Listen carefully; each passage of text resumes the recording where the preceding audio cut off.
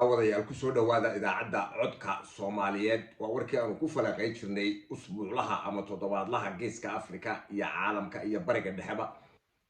fidiya oo rukunta oo isgaarsiiya idaacadda saddex qodob oo isdaba yaala ayaynu ku soo qaadan doonaa tuug magansanaya waxaanu ka hadlaynaa waa Malawi wadanka la yiraahdo diiwaangelin ku sheegta ka socota jasiiratul waaqwaaqda iyo lacagta fuulsada ah shilinka Soomaaliland ah u taqaanaan ee waraaqaha ah iyo miisaaniyad ku sheega uu qoyskani leeyahay waxaan ku soo khatimi doonaa shir goboleedka IGAD ee ka socda magaalada Djibouti Malawi meesha la yiraahdo waa wadamada ugu fakhrisan caalamka waa Tigrayga Malawi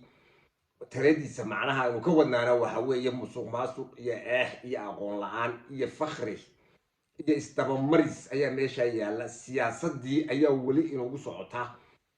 lacagta caruurtiina iyo cashuurta la idiga qaado lagu qaybinayay Gambia iyo Malawi iyo marba qof waalan oo sambuuran oo meel maraya oo leeyahay ictiraaf weyn sida oo lacagtiina la siinayo meelaha laga soo kaxaysanayo diyaaradana loo kareynayo meel allaale iyo meel caalamka ka qoran yahayna aanay jirin waa siyaasadan igu sawirta ku soo ururtay iyo macna darada iyo muujada marba dhankii dabayshu ka soo dhacda oo sida roobka caleyrka loo raacayo beentii ayaa wali ugu socota la oran jiray 8 qodob iyo communique ayaa la soo saaray tuugta caalamka oo dhan baa inoo soo jeeda oo indhahoodiina soo eegayaan dimuqraadiyad gaamurtay oo Taiwan dhaafsiisan ilaa Amerikana laga xuso ayaa inoogu soo socota joornaalo been ah oo la isku soo qoro 8 qodob ay imika soo wada saarayaan tuugta sanka burburan leh ee lacagtiina loo qaybinayo ee meelaha wareegaysa waxa ka mid ah ila wanu garanaa sooray Soomaalidu u tiri nima taqaano waad la joogtaa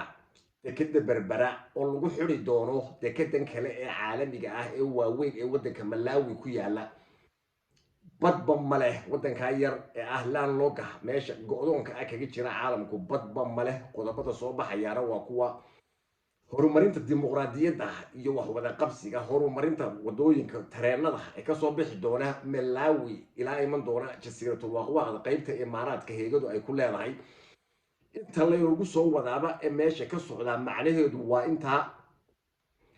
diiwaangelinta la idiga sheekaynaya waa cimri dherer muuse loo cimri dhererinayo oo dadka khaayin dhukurada ah ee siyaasiyiinteedii matalaya iyo jinka dagaagay ay la matalayaan waxa meeshan maanta ka jira ay arkaysaan waa hadoodil sidiisa u yaala dawlad iyo musuqmaasuq iyo qabyaalad iyo intaasoo isu wadata wax dimuqraadi ku sheeg ah weeye dhac iyo boob iyo sadbursi wada socda in minority la idii jirib xiro dad fara ku tirisa in la idii jirib xiro oo la idigu sheego waa dawlad waraaqo fake ah waxa arkay iyagoo wareejinaya ereyga beenta ah ee maskaxda la idiga qabsaday ee la yiraahdo shilinka Somaliland waa ka shilinka Somaliland waa waraaqda halka aan ku hayo waraaqa beena hadii ayadu wax tarayso iyaga haysan lahaa ee laguma khasbeen zaadku inuu idigu bedelo dollarka halkan qurbaha la idiga soo diro iyo ka gudaha ka shaqaysataan inta la idigu bedelo la iduguma khasbeen waa ereyo macna darra ah oo la idigeliyay muruq la iduguma haysto ee maanka ayaa la idiga qabsaday cudud la iduguma haysto ee aqliga ayaa la idiga qabsaday lacagta reerka habara uu ku daabacanayo in ay soo daabacday kuwa imika joogaana ay madbacadii ka dhaxleen ee guryahooda waraaqahan ay ku dhex daabacanayaan way shilinka Soomaaliland ee la idin leeyahay qiimo loo sameynaya ama qiimihiisa kor loo qaadaya ama sixir barar baa laga ilaalinayaa waraaqda sixir bararka iyo qiimaha aan u sameyn karaa waa maxay lacag waxa la yiraahdo ee caalamka laga wada hadlaa waa lacag leh kharash u yaala meel oo lagu qiimeeyo waraaqda la sito ma dollar ma dahab baa u yaala ma petrol baa u yaala ma dhul baa u yaala ma warshada u yaala maxaa ka wakiilo waraaqda la isasiinayo waraaqda lagaaga sheekeynaya shilinka Somaliland ee reerku leeyahay Djibouti wax ma kaga cuni karaysaa jijiga ma la tagi karaysaa ma jin qaada ma kaga soo iibsan karaysaa waa maya dollar ayaa lagu bedelayaa laakiin ninkan dadka waxaan soddonka sano u sheegay isagu ma khaldana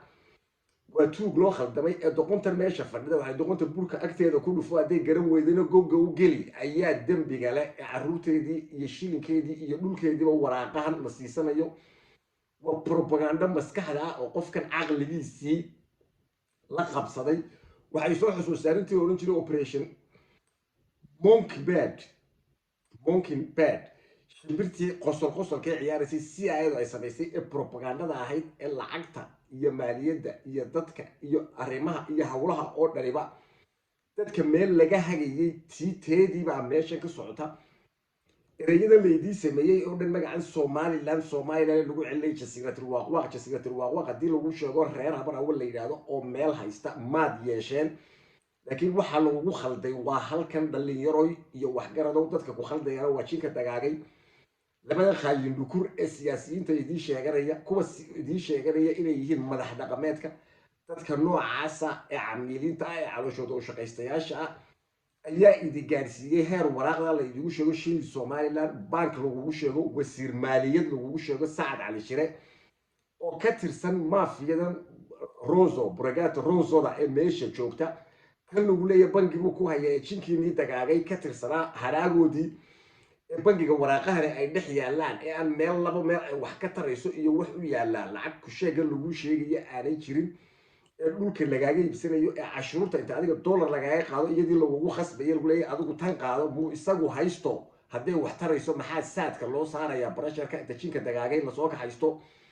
baarlamaanku sheegan markhaati beeraalaha ah ee kugu furaya ee miisaaniyadda iyo digdigta iyo beenta iyo waxa aan jirin kugu markhaati furaya guumaysi baynu gallay caqliga ah maskaxdeennii ayaa la yeeshay waynu fashilanay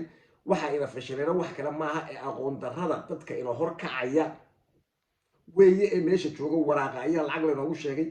maxakamad reer haysta ayaa maxakamad laynoogu sheegay dad isku reeri fadhiyaan reediyow ayaa dhagaha lagaaga ku dhaga barjeeyey layado reediyow heego oo hargeysa kaaga baxaya ummaddan waxaad moodaa inay tahay asxaabil kaaf dadkii seexday saddexda qarni ayaad moodaa inay yihiin ama zombis dad soo jeeda oo riyoonaya inagoo miyir qabna ayaa layna leeyahay sidii dadka waalan u fakera inagoo miyir qabna ayaa la doonayaa in laynagu dhaxlo nolosha weli mayna arag qof nool oo la dhaxlay qofku marka uu geeriyoodo ayaa la dhaxlaa inagoo nool baa layna dhaxlay khiyaamo lcudma khiyaamo caalamka aan hore uga dhicin oo waliba rakhiis ah ayaa inagu dhacday miisaaniyad ku sheegta lagaaga sheekaynayo ee lagu leeyahay qabiilku gacanta ku hayaan ee lagu leeyahay dhul baa loo kala qaybiyey oo gobolka cagaagan ayaa waxa uu helay 9% uu helay 12% ee faamligu uu qaybsanayo badna waraaq lagaaga qaaday intii kale dollarka hay adiga lagaa qaaday gobolka cagaagan la gelinayo ee aan dadku joogin ee aan duunyadu joogin aan cidi u soo hooynin ee tagfidu ay dhex caranayso 30 kilomitir isku wareega waxaas oo dhan waxa idin tusaya jasiiratul waaqwaqa ayaamaheedii u dambeysay inay tahay ay qaldhabayso oo ay sariir kor saaran tahay tigrey nimanka la yidhaahdo iyo makale laguma bedelin been iyo cimri dharan iyo doorasho aan jirin oo seerfarkii uu isagu hayo oo ciidan ku sheegii uu isagu hayo oo bilis ku sheegii uu isagu hayo oo maxkamad ku sheegtii uu isagu hayo oo baarlamaan ku sheegii uu isagu hayo oo idaacadihii uu isagu hayo dhiigga oramada ayaa lagu bedelay oo way fadhii waayeen caalamka kacaan ayaa la iskaga bedelaa inaan shantaadaasi kaa reebin sharci kaama reebo ayay hore soomaalidu u tiri dhalinyaro idinka ayaa maanta laydiga doonaya oo xooggiinni waxa lagu ciyaarayo ninka iskuulka la geynayo ka safiirka laga dhigayo ka jaamacadda loo tirsanayo beebeenta intuba waa dad isku jiliba oo isku reera oo laakiin magacan mockingbird operation mockingbird go lagu soo hadoodilay cawsle la muuseeyey ayaa dhex hor fadhidaan waxaa la doonayaa imaarad jasiiratul waaqwaaq ah oo lacagtan lagu qaato oo waraaqaha lagu hirgeliyo oo bariga berbere ka bilaabanta oo togwa jaale ku dhammaata maadaama dariiqa aanay iyagu wada deganayn heegadu waa in ummadda kale ee degan laga barakiciyaa lacagtan waraaqaha dhulka lagaga bedeshaa biyaha laga gooyaa si ay u deganaan kari waayaan degaamadii hore u degaaneen tuulooyinka laga leexiyaa wadda ku sheegtan karidoorka ah oo aan la marinin si markaa uga guuraan oo dadkan farakutiriska ah meesha loogu durkiyo oo laydugu qabsado tiro iyo degaan midna layduguma haysto maankiina la degay muruq laydugu haystaa ma jiro institutional discrimination ayaa meesha laydugu haysta fakhri biyo la-aan shaqo la-aan iskuul la-aan shilinkii dollarka ahaa ee laydii soo dirayay oo waraaq laydigaga bedelayo ciidan hub idinla kor jooga oo jabhada oo ciidan qaran la idigu sheegayo oo idinkuna rumaysateen sidii aanu hore idigu soo sheegnay dagaagayska meesha jooga ee magacan idigu soo celcelinaya jasiiratul waaqwaqa ee Somaliland waxaanu dileenay soo kaca dhalinyaroy oo waxan idinku iska kor qaada waayo ma sii shaqaynayso ninka uhuru la yiraahdo horta aan dib idigu noqdo igaad aan idii kor cararo in yar oo taariikh igaad waxa dhisay marxuumkii Siyaad Barre iyo ninkii loo oran jiray Mengistu markay ku heshiiyeen Djibouti urur geeskan Afrika loo dhisay oo aafada la dagaalama ayuu ahaa burburkii soomaaliya kadib ururkaasi wuxuu gacanta u galay nimanka la yidhaahdo tigrayga oo ku takrifay waa wixii soomaaliya lagu qabsaday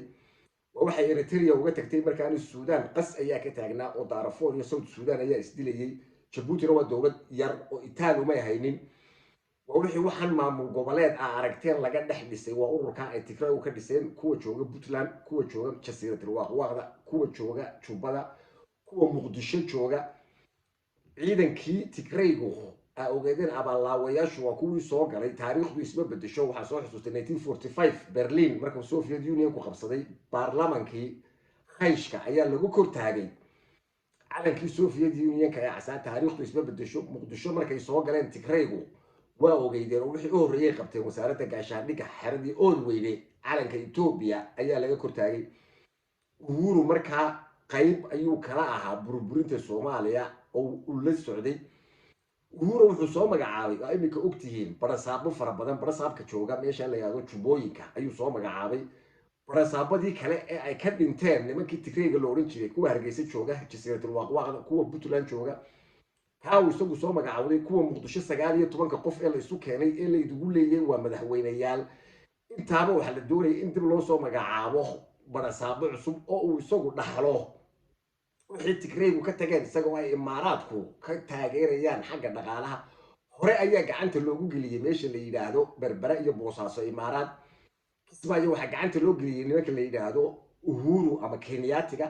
inta kale ee maamul goboleedada ana waxa si daaragtiya gacanta uga hayay nimankii tigrayga maadaama intaasiba ay isla burburtay caalamkana siyaasadiisii isbedeshay oo meesha trump ka baxay dubayna maanta iyadu qiir ku jirto way idiin muuqataa mar dambe uhuru inuu damcay inuu muqdishada dowladda federaalka ee ilayska soo baxay uu damiyo oo halkaana barasaab soo magacaabo kii hargeysana uu yeedhay kii puntland uu yeedhay kii fadhiyay meesha la yiraahdo kismaayana uu yeedhay caalamku uu ka diiday waa arkaysa Reuterska sidii lagu soo qoray ingiriis waa laga diiday mareykan waa laga diiday qaskaasi ma shaqeynaya baa la yidhi maantana igaad gacanta kuma hayaan tigray iyo uhuru midna niman dhalinyaro isweydiinaya baan arkay ciidanka Soomaaliya Kenya ma iska celin karayaan ciidanka Soomaaliya ee federaalka ee maqasheen waa shacabka Soomaaliyeed waa 15 milyan ee shacabka ee xorta ah ee 9 ay maanta tooseen soo jeedaan ay mustaqbalkoodu u arkaan dowladda federaalka inuu ku jiro inta leerka la deminayo ee carab iyo oromo carab iyo nimanka la yiraahdo uhuru ay isugu tageen waa in leerka Soomaaliya laga demiyo oo sidii hore qabaa'ilkii tigrayga ah idin kala haystay in walba dekada iyo dhulka iyo cirka iyo badaba uu iibinayay la idigu soo celiyo horaa badii Soomaaliyeed loo xaraashtay cirkii iyo ummadii iyo dadkiiba taasi caalamkuna maanta ma ogola igaadna ma ogola shacabka Soomaaliyeed oo isku duuban من راس عسير راس كمبوني بقى الدفاع هي الدولة الفدرال كإيه حدود كالصوماليات إيه دول كالصوماليات إيه بد الصوماليات عيدا كالصوماليات عيد كتير بدل ما شفتوا وما دون هراء عالم كوسو شيء ورلت هاي أي دجاليها هاي هراء وأمها ما هي نيكي لوري شيء نابليون بونابرت فرانسيس كسمية جمهورية دي مركب بقرطوية الردي وكهد اللي نمك اللي هذا عميلك أما دبل نلفك أما نيك اللي هذا على وشي سو شقيستياشة ay kula socdo oo khaa'ina waxa kaaga sharaf badan libaax dad qaada oo ka soo horjeeda aad ogtahay aad waran iyo ilkiisa iyo cidiisa iskala hortimaadaan way soo dhamaatay gabagabadaasi meel dambe oo ummad Soomaaliyeed lagu soo wanjalo oo barasaab looga soo magacaabo waa bushaaro ciidanka Soomaaliyeed waa ciidanka waa mujtamaca Soomaaliyeed bulshadu intay leegtay gudiga imika la saaray igaad ee loo saarayna waxay idin tusaysaa iyo sida caalamka qarbiga interest-ka maanta Soomaaliya caalamku ka leeyahay in aan la ogolayn in mar labaad sidii leeyahay ciyaari jiray dib Soomaaliya loogu ciyaaro inta ay doorashadu gaarayso u baahan la ismadadaalinaya waana la xisaabtanaya ama miyir qabba la isugu imanaya Kenya way tigro oo ka xoog weyn dowladda federaalku markay imanaysay u bareeday oo aan la jebinin oo ay diiday inuu u yeedhiyo ilaahay laga soo qabtay uu ninkan aabi yimi kuwan cidada fadhiya ee 20 kun askari aan ciidankoodu ka badnay 15 milyan oo Soomaaliyeed oo inta gudaha ku jirta oo walaal NFD iyo Ethiopia raacsan oo labaduba aad ugu Soomaalidu sida isugu hiiliso dhaqan tigreed dambe oo dadka kala xiranaya uu soo hariyo uhuru iskaarsiga idaacada fidiya dhamaantiin waa mahadsantiin nooli kulantay